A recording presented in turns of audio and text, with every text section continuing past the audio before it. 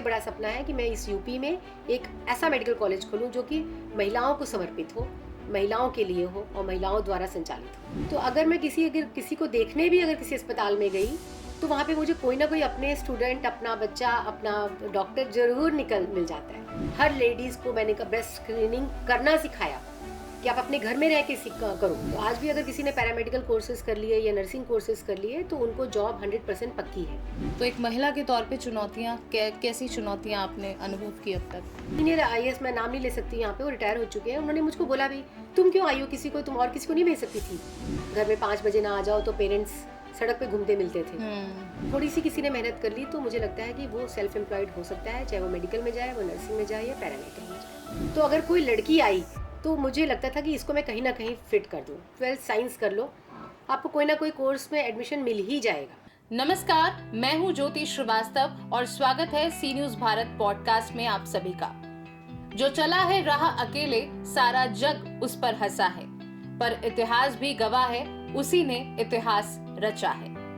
इस दुनिया में बहुत सी शख्सियतें हैं, पर कुछ व्यक्तित्व ऐसे भी होते हैं जो न केवल एक विश्वास है बल्कि एक नेतृत्व के रूप में भी स्थापित हो चुके हैं। तो स्वागत करते हैं डॉक्टर ऋचा मिश्रा का, जो राजधानी लखनऊ के प्रतिष्ठित शेखर हॉस्पिटल की director, Hind institute of medical sciences Barabanki, Sitapur और अद्यांत इंस्टीट्यूट ऑफ मेडिकल साइंसेज के चेयरपर्सन के साथ साथ श्री बालाजी चैरिटेबल ट्रस्ट के संस्थापक भी हैं। तो ऋचा मिश्रा, आपका बहुत बहुत स्वागत है सी न्यूज भारत पॉडकास्ट में। आपका जीवन संघर्ष से सफलता की यात्रा तक रहा है, तो कैसी रही ये यात्रा? थैंक यू वेरी मच, आप यहाँ पे बुलाया अपनी सी न्यूज में। ये तो नहीं कहूँगी कि हाँ नहीं, ऐसा कोई संघर्ष मैंने किया हो जो किसी ने नहीं किया हो, लेकिन एज ए महिला जो संघर्ष झेलने पड़ते हैं आज के सिनेरियो में, वो हमने भी झेले।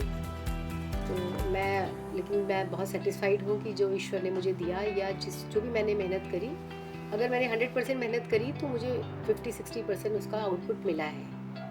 तो ऐसा मैं नहीं कहूँगी, लेकिन फिर भी जो वही मैं आज यहाँ पे शेयर करना चाहती हूँ कि कभी भी हिम्मत हारने से काम नहीं चलता। मैं सबको यही बोलूँगी, मैं आपको आगे भी बताऊँगी कि जब भी कभी ऐसे दिखा कि नहीं अब कुछ भी आगे नहीं दिख रहा है, तो एक रास्ता हमेशा मेरे को निकल के मिला और कभी ना किसी ना किसी शक्ति से मेरे को उसका मिला कि मैं उसको कर पाई कंप्लीट। आप कहते हैं इतिहास रचने आई है, तो क्या इतिहास रचेंगी?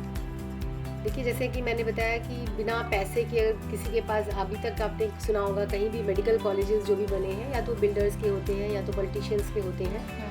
हमने जो मेडिकल कॉलेज बनाया वो हमने बिना पैसे के बनाया। हम तो ये कहेंगे कि हमने बिना पैसे के बनाया। लोगों का विश्वास था जो हमारे साथ जुड़े, बिल्कुल अननोइंगली हमने इसको स्टार्ट किया। यूपी का मेरे को लगता है पहला या दूसरा ही मेडिकल कॉलेज था ये, और बिल्कुल ऐसे स्टार्ट किया कि बिल्कुल कोई कैलकुलेशन नहीं कि कितना पैसा लग जाएगा इसमें। और ये सच में इतिहास ही रहा कि बिना पैसे के अगर किसी ने मेडिकल कॉलेज बनाया है तो उसको मैं हूँ। आप एक समाज सेवी भी हैं, डॉक्टर भी हैं, मेडिकल शिक्षा संस्थानों की चेयरमैन भी हैं, तो कैसे बैलेंस करती हैं इन सारी प्रोफाइल्स को? मैं कहूँगी तो जैसा अगर एक बीज देखा जाए तो सबका बीज हेल्थ एंड समाज सेवा ही है। हेल्थ भी एक अपने आप में एक समाज सेवा होती है। और एक मेडिकल कॉलेज बनाने से जैसा मैंने देखा है कि मेडिकल कॉलेज ऐसी इशू है जहाँ पे आप एजुकेशन भी दे सकते हैं, जैसे क्योंकि हम लोग नर्सिंग कॉलेज, पैरामेडिकल कॉलेज, उस पर बच्चों को पढ़ाई वो भी होती है। हेल्थ देते हैं जो कि आज की ज़रूरत में बहुत ज़रूरी होता है। अगर कहीं भी एक जगह मेडिकल कॉलेज बनाया है तो उसके अगल बगल के पूरे गाँव के लोग वहाँ पे हेल्थ की सेवाएँ लेते हैं। और मेडिकल भी है, एजुकेशन भी है और प्लस एम्प्लॉयमेंट भी है। एक मेडिकल कॉलेज में कम से कम 1000 से लेकर 1500 लोगों को नौकरी मिलती है। तो मेरा ये कि मतलब अगर एक मेडिकल कॉलेज आप एक एरिया में बना दीजिए तो उसके अगल बगल के कम से कम 20-25 किलोमीटर तक ना कोई अनएम्प्लॉयड रहता है। हर एक को 12th के बाद नौकरी मिल जाती है। क्यों ना वहाँ पे आप देखिए तो एक स्वीपर से लेके एक डॉक्टर तक की खपत होती है एक मेडिकल कॉलेज में। वहाँ पे स्वीपर की भी उतनी ही इंपॉर्टेंस है जितनी एक डॉक्टर की है। तो वहाँ स्वीपर भी चाहिए, आपको माली भी चाहिए, आपको गार्ड भी चाहिए, आपको वार्ड बॉयज भी चाहिए, आया भी चाहिए और डॉक्टर्स भी चाहिए, नर्सिंग भी चाहिए, पैरामेडिकल भी चाहिए। तो मेरा जो कहा रहा, मैंने हमेशा जो भी मेडिकल कॉलेज बनाया, जो बाराबंकी में बनाया, एक हिंद बाराबंकी बनाया, हिंद सीतापुर बनाया, और अभी मैं जो Adyant institute of medical sciences establish कर रही हूँ, तीनों जगह मेरा ये कंसेप्ट रहा कि उस एरिया के लोगों को मैं एम्प्लॉयमेंट देती हूँ। सबसे पहली बात उनके लिए अच्छा रहता है कि उनको आने जाने की सुविधा रहती है। शाम को वो अपने घर पहुंच पाते हैं, अपने घर का फैमिली देख पाते हैं, घर का खाना खा पाते हैं। तीसरा कि वो अपना मन लगा के जो अपने पूरे गांव के लोगों को वहाँ पे इलाज करने के लिए बुलाते हैं, ये बोल के कि नहीं मैं हूँ, आओ तुमको बहुत अच्छा इलाज मिलेगा। तो एक पूरे गांव के लोगों का कॉन्फिडेंस अस्पताल के लिए हो जाता है। अगर वो अपने मुंह से बोलेगा वहाँ पे कि नहीं मैं वहाँ पे हूँ, आओ तुम, मैं देखो तुम्हारा पूरा इलाज कराऊंगा। और सच बात है, अगर उसके गांव का कोई आता है उसके साथ साथ घूमते घूमते वो रेडियोलॉजी में भी ले जाएगा, पैथोलॉजी में भी ले जाएगा, डॉक्टर साहब के पास भी ले जाएगा, सर इसके डिस्काउंट कर दिए, मेरे रिश्तेदार हैं। तो इससे जो आता है उसको भी कॉन्फिडेंस डेवलप होता है, और जो काम कर रहा है उसको भी एक बहुत बड़ा अप्रिशिएशन मिलता है कि नहीं देखो मैंने अपने गाँव के लोगों के लिए इतना काम किया। और पूरा गाँव उसको फिर भाई भैया बाबू करके उसको अप्रिशिएट करता है, उसकी इज्जत बढ़ जाती है अपने पूरे गाँव भर में। तो एक ये इस तरह से वो समाज सेवा एक तरह से है कि वहाँ के हर आदमी एम्प्लॉयड होता है। अब मैं दोनों ही जगह बताऊंगी, बाराबंकी का सफेदाबाद देखा जाए या सीतापुर का अटरिया एरिया देखा जाए और अभी यहाँ देवा में भी देखा जाए, कोई घर ऐसा नहीं होगा, मैं आपको बताऊं, जहाँ का कोई आदमी वहाँ नौकरी ना कर रहा हो या वहाँ का किसी मेंबर ने वहाँ पे इलाज ना कराया। कोई घर ऐसा नहीं होगा। तो उस एरिया में अगर आप निकलिए तो 100% लोग आपको पहचानने वाले मिलते हैं। तो ये एक अंदर से एक खुशी की लहर होती है कि नहीं मेरे को, मैं निकली अगर बाहर तो मुझे हर आदमी पहचान रहा है। दूसरा, जो बच्चे पढ़ के जाते हैं, पैरामेडिकल बच्चे, नर्सिंग बच्चे, मेडिकल कॉलेज के बच्चे, वो ऑल ओवर यूपी ही नहीं, मैं तो कहूँगी ऑल ओवर इंडिया कहीं ना कहीं अस्पतालों में नौकरी कर रहे हैं। मैंने हमेशा कोशिश ये करी कि ऐसा रेपुटेशन बने, ऐसी एजुकेशन हो वहाँ पे कि बेस्ट है। तो आज की डेट में अगर किसी भी अस्पताल में कोई इंटरव्यू के लिए भी जाता है और उसने अगर बताया कि नहीं मैं हिंद से आया हूँ या मैं शेखर से आया हूँ, तो उसको ये माना जाता है कि नहीं वहाँ तो बेस्ट होगा, क्योंकि इनकी स्ट्रिक्टनेस से पढ़ाई गई होगी, इनको खूब पेशेंट्स मिले होंगे, इन्होंने खूब प्रैक्टिकल किया होगा, तो उनको नौकरी तुरंत मिल जाती है। तो अगर मैं किसी को देखने भी अगर किसी अस्पताल में गई तो वहाँ पे मुझे कोई ना कोई अपने स्टूडेंट, अपना बच्चा, अपना डॉक्टर जरूर मिल जाता है। तो ये मेरे लिए एक सबसे बड़ी खुशी की बात होती है। तो ये मुझे लगता है कि वहाँ के 100% लोगों को एम्प्लॉयमेंट अगर वो करना चाहे तो एम्प्लॉयमेंट मिलता है मेडिकल कॉलेज से, और हेल्थ तो मिलती ही है, हेल्थ की ज़रूरत आज सबको है, एम्प्लॉयमेंट मिलता है। तीसरा एजुकेशन, 12th अगर किसी ने साइंस साइड कर लिया, मैं सबको ये बोलती हूँ सिर्फ 12th साइंस कर लो, आपको कोई ना कोई कोर्स में एडमिशन मिल ही जाएगा। और जैसा कि आपने देखा BA BSc BCom करके जॉब अपॉर्चुनिटीज कम हो गई हैं, लेकिन पैरामेडिकल में आज भी कमी है। आज भी जहाँ 40,000 नर्सेज की जरूरत है, 4,000 मुश्किल से निकल पाती है। पैरामेडिकल्स की जहाँ जितनी ज़्यादा ज़रूरत है, बहुत गैप है। तो आज भी अगर किसी ने पैरामेडिकल कोर्सेज कर लिए या नर्सिंग कोर्सेज कर लिए तो उनको जॉब 100% पक्की है। तो जो कम रूरल एरिया के बच्चे हैं जो कि इतना अफोर्ड नहीं कर सकते मेडिकल कॉलेजेस की फीस, उनके लिए पैरामेडिकल और नर्सिंग कोर्सेज बेस्ट होते हैं एम्प्लॉयमेंट के लिए, सेल्फ एम्प्लॉयमेंट के लिए। और अगर नीट निकाल लिया, आजकल सारा कुछ नीट से होता है, अगर नीट निकाल लिया तो बहुत सस्ते में मेडिकल कॉलेज की पढ़ाई भी हो जाती है। हमारी प्रदेश सरकार ने 80 मेडिकल कॉलेजेस खोल दिए हैं, जिसमें कि अराउंड 50 के करीब सरकारी मेडिकल कॉलेजेस की फीस 3 लाख 4 लाख ऐसे फीस है। प्राइवेट में मैं मानती हूँ कि प्राइवेट में फीस ज़्यादा है, लेकिन अगर बच्चे ने नीट निकाल लिया तो जो पहले का सिनेरियो था, पहले बहुत ज़्यादा पैसा लगता था, अब बहुत ज़्यादा रेगुलेटेड फीस हो गई है। फीस, हॉस्टल और सब कुछ इतना रेगुलेटेड है कि उसके अलावा आप कोई भी चार्ज नहीं कर सकते। तो अगर थोड़ी सी किसी ने मेहनत कर ली तो मुझे लगता है कि वो सेल्फ एम्प्लॉयड हो सकता है, चाहे वो मेडिकल में जाए, वो नर्सिंग में जाए या पैरामेडिकल में जाए। सफलता की ओर बढ़ते आपके कदम एक महिला के रूप में क्या क्या चुनौतियां हैं? क्योंकि अभी आपने कहा कि एक सिनारियो है कि अगर आप लेडीज़ हैं तो एक अलग वो आते हैं, चुनौतियां आती हैं कि आपको इस क्षेत्र में आगे बढ़ना है या किसी और क्षेत्र में। तो एक महिला के तौर पे चुनौतियां, कैसी चुनौतियां आपने अनुभव की अब तक? देखिए, महिला के रूप में मैं तो सबसे ज़्यादा चुनौती, अगर जैसे लोग, जैसा आपने अब सबसे सुना होगा कि नहीं हमें फैमिली और बैलेंस करने में बहुत प्रॉब्लम हुई, ऐसा मेरे साथ नहीं हुआ। मैं इसके लिए बहुत सौभाग्यशाली थी कि मेरे को घर से बहुत सपोर्ट मिला इस चीज़ के लिए। लेकिन बाहर निकल के अगर जैसे मेरी एजुकेशन पूरी पुणे की और साउथ इंडिया की थी, तो साउथ इंडिया में मैंने पूरी एजुकेशन करी, पुणे में मैंने पूरी अपनी पढ़ाई कंप्लीट करी, और उसके बाद काम, वर्किंग प्लेस मेरा यूपी था। तो दोनों में बहुत ज़्यादा डिफरेंस था। जब मैंने 2000 में शुरू किया उस समय बहुत डिफरेंस था, लोगों के परव्यू में, लोगों के देखने के स्टाइल में, किस तरह से वो फीमेल्स को ट्रीट करते थे, उस स्टाइल में बहुत फ़र्क था। जैसा कि मैंने बताऊँ, मैं बाहर जाती थी, विशेष सचिव, प्रिंसिपल सेक्रेटरी, मेडिकल एजुकेशन सबसे मिलती थी, तो हर एक को वहाँ पे जो बैठे होते थे, अगर मैं उनसे मिलने के लिए अगर 10 लोग आए हैं तो 9 लोग वहाँ पे मेल होते थे, मैं अकेली फीमेल होती थी। तो सबको लगता था ये क्यों मिलने आई है, बाकी इनके घर में कोई और था नहीं क्या, इनके मेडिकल कॉलेज में और कोई था नहीं जो ये मिलने आई है। मेरे हस्बैंड मेडिकल कॉलेज में, गवर्नमेंट मेडिकल कॉलेज में काम करते थे, तो वो नहीं देख सकते थे इस काम को, तो मुझे ही जाना पड़ता था। तो मुझे हमेशा लगता था कि क्यों ऐसा क्यों सोचते हैं कि वो क्यों और कोई क्यों नहीं आया। और बोलते भी थे कई बार, सीनियर IAS, मैं नाम नहीं ले सकती यहाँ पे, वो रिटायर हो चुके हैं, उन्होंने मुझको बोला भी, तुम क्यों आई हो, किसी को तुम और किसी को नहीं भेज सकती थी। मैंने कहा सर, मैं जो अपनी बात समझा सकती थी आपको, जो मेरे को प्रॉब्लम है आज की डेट में, जिस काम के लिए मैं आई हूँ, वो मैं किसी को भी समझाती तो वो नहीं समझा सकता था, या फिर आप कोई क्वेश्चन पूछ लेते तो वो जवाब नहीं दे पाता आपको। और मुझे ये काम बहुत इंपॉर्टेंट है, मेरा तो एक एक दिन नहीं कट रहा है, तो इसलिए मैं खुद आई। तो मुझे लगता था कि क्यों ऐसा इन्होंने बोला कि वो कोई और नहीं आ सकता था क्या। तो ये सब चुनौतियाँ थी, लेकिन फिर भी, और प्लस आप देर रात तक आप काम नहीं कर सकते, देर रात को अगर किसी ने मिलने के लिए बुलाया आप नहीं जा सकते, तो वो एक कंस्ट्रेंट्स रहते हैं। लेकिन इनसिक्योरिटी बहुत रहती थी उस समय। लेकिन आज की डेट में मैं फिर भी बोलूँगी कि मैं तो भाई 25 साल से देख रही हूँ, पिछले साल से मैंने यूपी में ही काम किया है, लेकिन वो जो समय था और अब समय में काफ़ी अंतर आ गए हैं। अब महिलाएं काफ़ी बढ़ चढ़ के आ रही हैं आगे, और मुझे लगता है आगे जिस तरह से मैं भी मेहनत कर रही हूँ और साथ में मेरे साथ और बहुत महिलाएं मेहनत कर रही हैं, और आप भी महिला ही हैं, हम लोग मिलकर के सब लोग देख रहे हैं कि अब हम लोगों के लिए काम करने का एनवायरनमेंट काफ़ी कंफर्टेबल हो गया है, और घर से भी अब सपोर्ट मिलने लगा है कि नहीं जाओ काम करो। उन लोगों को भी अब वो चिंता नहीं रहती कि अगर पहले घर में 5 बजे ना आ जाओ तो पेरेंट्स सड़क पे घूमते मिलते थे कि आए क्यों नहीं। तो आज की डेट में अब वो लोग भी काफ़ी सिक्योर्ड हैं, ठीक है हमारा बच्चा है, जहाँ पे भी होगा सेफ होगा, घर आ जाएगा। तो वो चेंजेस हैं, चुनौतियाँ रहती हैं, लेकिन उन चुनौतियों को आगे बढ़ करके लड़कियों को आगे बढ़ना चाहिए, और लड़कियाँ जब तक आगे नहीं बढ़ेंगी समाज में सुधार नहीं होगा, ये मुझे पूरा विश्वास है। आपकी एक पहचान समाज सेवी के रूप में भी है, तो ये जो समाज सेवा की भावना है ये कैसे जागृत हुई?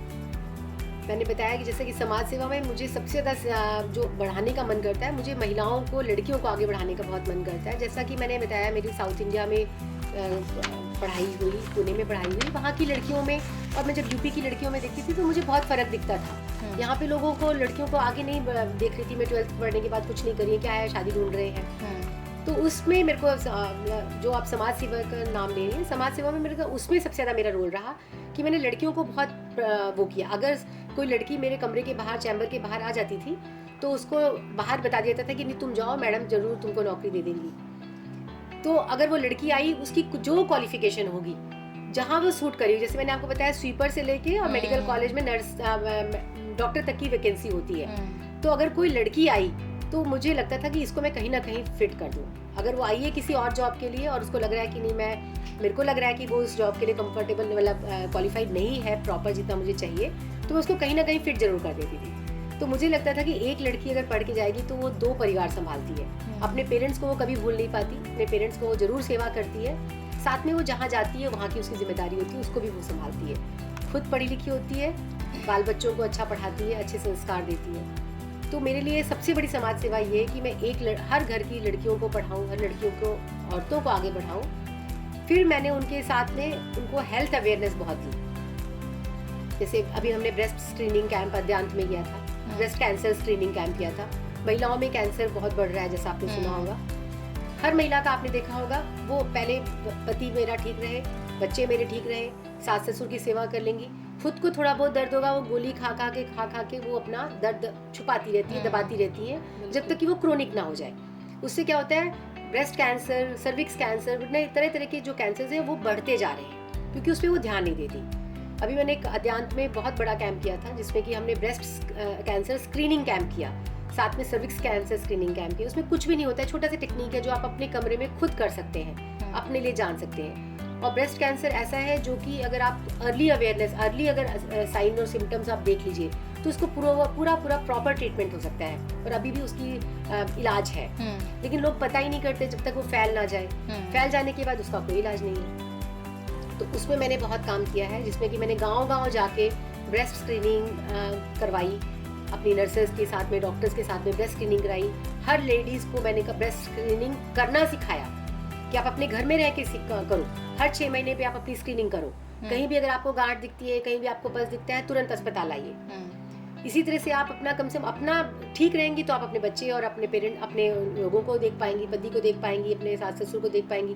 खुद ही आप बीमार रहेंगी तो आपको देखने वाला कोई नहीं मिलेगा। तो इसमें मैंने बहुत काम किया। मैंने अपने पूरे अगल बगल के जितने गाँव थे, हर घर में जाके सबको स्क्रीनिंग सिखा दी है। 100% लोग स्क्रीनिंग में आ गए हैं कि उनको पता है कि नहीं हमें कैसे स्क्रीनिंग करनी है। दूसरा, हर एक को मैं कहती हूँ कि काम करिए। आप घर में खाना बना करके और आप बैठ जाइए, वो ठीक नहीं है। आप किसी ना किसी रूप में जरूर काम करिए जिससे कुछ घर में आमदनी आए, आपका आत्मसम्मान बढ़ेगा, आपकी जेब में कुछ पैसे आएंगे जिससे कि आपको कम से कम आप जरूरत पड़ने पे खर्चा कर सके। और तीसरा, आपका एक पति को भी आपकी एक हेल्प मिलेगी। जिस तरह के खर्चे हैं, 1 या 2 बच्चे पालना भी मुश्किल है, खर्चे ज्यादा है, और एक आदमी अकेले कमा रहा है तो वो हमेशा ही कम पड़ेगा। आपको जो लाइफस्टाइल से आपको जीना है, अगर आप थोड़ा भी किसी भी रूप में कमाएंगे, किसी भी रूप में घर में कुछ आएगा, आमदनी आएगी, तो परवरिश ज्यादा अच्छी होगी बच्चों की। और प्लस आप वो किचकिच नहीं करेंगे, आप खाली नहीं बैठे हैं तो आप पति से लड़ेंगे नहीं शाम को।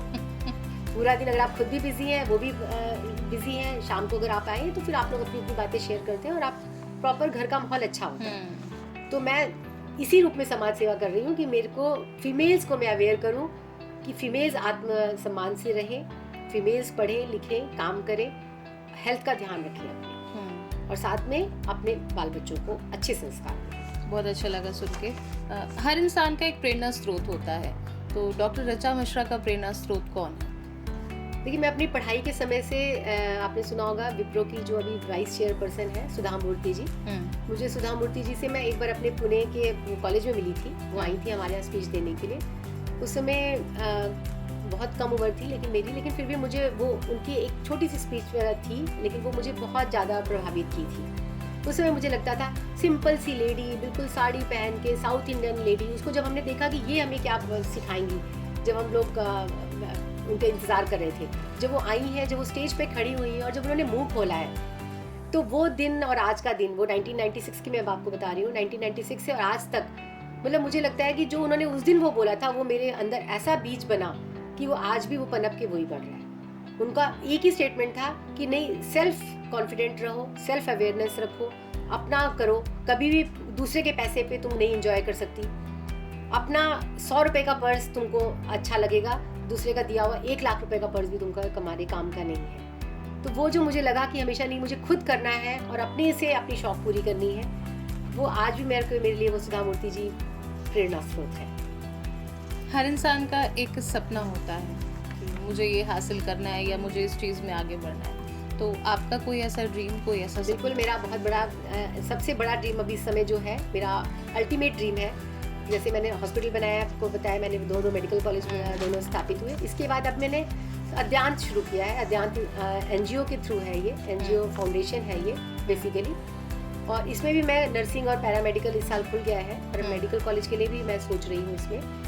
लेकिन ये सबसे बड़ी जो इसमें खासियत जो होने जा रही है, जिसको मैंने सोचा है अभी, और मैंने मुख्यमंत्री जी को इसका प्रस्तावना भी दी है उनको, कि इसको मैं, अभी तक यूपी में कोई भी महिला मेडिकल कॉलेज नहीं है।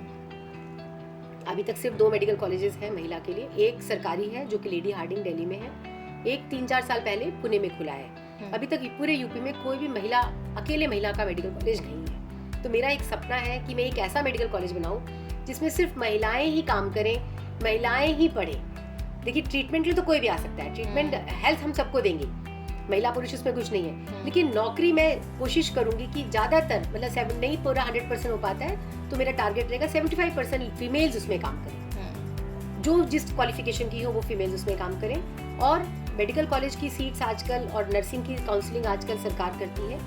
सरकार को मैंने लिख के प्रस्तावना दे रखी है कि आप मुझे 75 से 80% फीमेल्स काउंसलिंग करके दीजिए, क्योंकि आज भी जैसे मैं वहाँ पे थी, जहाँ हिंद वगैरह में मैं मेडिकल कॉलेज में एडमिशन कराती थी, तो कई पेरेंट्स ऐसे आते थे जो बोलते थे कि नहीं मैम, सिर्फ हम आपके लिए यहाँ पे कर रहे हैं, हम अपनी बेटी को इतनी दूर अकेले नहीं छोड़ना चाहते थे। हिमाचल से, कश्मीर से, साउथ इंडिया से बच्चे आते थे, नहीं मैम, हम इसको ना ऐसी सेफ एनवायरनमेंट में रखना चाहते थे, यहाँ आप हैं इसलिए हम रख रहे हैं।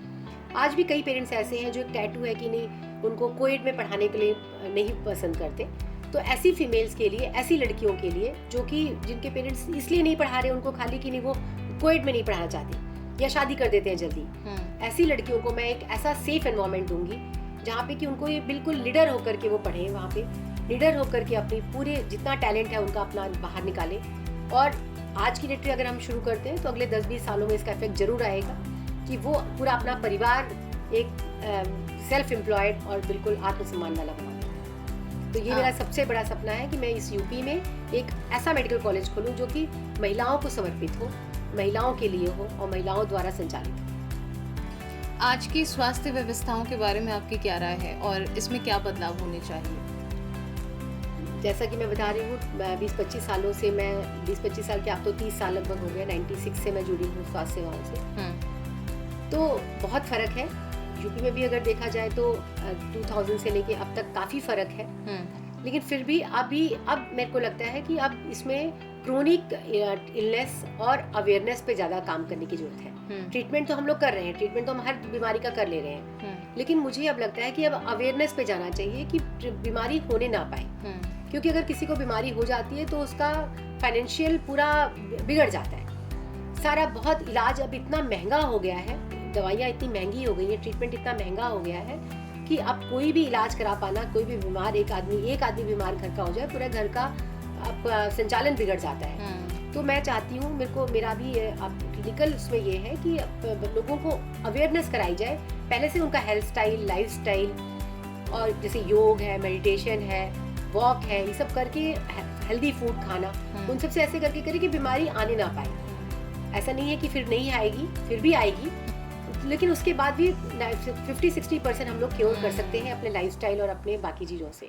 उसके बाद जब आएगी तो हमारी सरकारी सेवाएं भी बहुत अच्छी हो रही हैं, प्राइवेट भी व्यवस्थाएं बहुत अच्छी हो रही हैं। और मैं जैसा देख रही हूँ कि रेट्स को भी बहुत रेगुलेटरी किया जा रहा है। जैसे आप देखिए ब्लड बैंक है, ब्लड बैंक में पहले कुछ भी रेट लेते थे लोग, सब लोग अपनी मर्जी से अनाप शनाप रेट लेते थे। अब गवर्नमेंट ने बिल्कुल फिक्स कर दिया है कि 1450 रुपये में आपको ब्लड मिल जाएगा, 400 रुपये में आपको प्लेटलेट मिल जाएगा, 400 रुपये में आपको प्लाज्मा मिल जाएगा।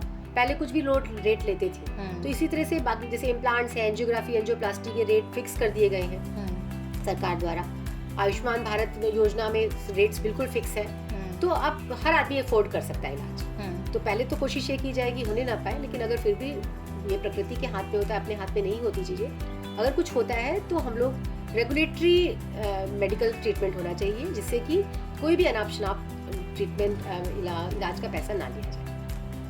जैसे कि भी आपने कहा कि अब ज़माना काफ़ी बदल गया है, महिलाएं अब खुद के लिए सशक्त हो रही हैं, ये वाकई सच बात है। लेकिन कहीं कहीं जगह ऐसा भी देखने को मिलता है कि वही महिलाएं अपनी बातों को दबाती हैं, अपने अंदर के टैलेंट को दबा लेती हैं। तो नारी का ये स्थान जो संघर्ष कर रहा है, एक तबका है, एक चाहे वो ग्रामीण क्षेत्र हो या शहरों में भी हम कहीं कहीं देखते हैं, तो इसके लिए जिम्मेदार आप किसको मानती हैं? समाज को, पुरुष समुदाय को, या खुद नारी को? खुद नारी को, क्योंकि जैसा मैंने बताया कि नारी को खुद इसके लिए वो खुद जिम्मेदार है। अगर उनको देखिए, जैसे अगर डेवलपमेंट्स हुए हैं तो बहुत गंदगी भी बहुत आई है समाज में, बहुत डेवलप, अगर लड़कियां निकलने भी लगी हैं तो लड़कियों को दबाया भी बहुत जा रहा है। अब आपने अगल बगल के अगर एग्जांपल्स देखे जाए तो बहुत वो है, लेकिन मैं फिर भी बोलूँगी अगर नारी सशक्त है तो उसको ये अत्याचार सहने की कोई ज़रूरत नहीं है। वो अपना बाहर निकले और रोज की डोमेस्टिक वायलेंस सहने के बजाय वो अपना आत्मसम्मान से अपना काम करे। समाज में बहुत काम है, काम करने के लिए कोई कमी नहीं है। अगर कोई काम करना चाहे तो बिल्कुल इज्जत से आप काम करके कमा सकते हैं अपने घर का पैसा। तो आप सशक्त रहिए और एजुकेटेड रहिए, सबसे ज़्यादा ज़रूरी है एजुकेशन। आप खुद भी एजुकेशन रखिए और प्लस अपने घर वालों को भी आप इतना एजुकेट करिए कि उसको कभी कम से कम समाज में इज्जत से रहने को मिले। तो मैं कभी किसी पुरुष को या किसी समाज को इसके लिए जिम्मेदार नहीं मानती। अगर कोई जिम्मेदार है नारी के ऊपर जाने के लिए, मतलब नारी को ऊपर बढ़ने में और नारी के विश्वास को खत्म करने में, दोनों के लिए इम्पोर्टेंट नारी का अपना आत्मसम्मान ही है और सेल्फ कॉन्फिडेंस ही है। बहुत बहुत धन्यवाद डॉक्टर ऋचा हमारे साथ जुड़ने के लिए और इस पॉडकास्ट में इतनी अहम जानकारियां हमसे और हमारे दर्शकों से साझा करने के लिए। Thank you very much. तो आज हमने बात की डॉक्टर ऋचा मिश्रा से, जो आज स्वास्थ्य व्यवस्था में परिवर्तन और उत्थान के लिए काम कर रही हैं। यहाँ हमने जाना उनके व्यक्तित्व के बारे में, उनकी सोच के बारे में, जो बताती है कि कैसे संघर्ष से हार न मानते हुए आगे बढ़ते हुए सफलता प्राप्त की जाती है। तो देखते रहिए सी न्यूज़ भारत पॉडकास्ट के साथ, क्योंकि हम लाए हैं आपके लिए बिल्कुल खास और अलग अंदाज के साथ। नमस्कार।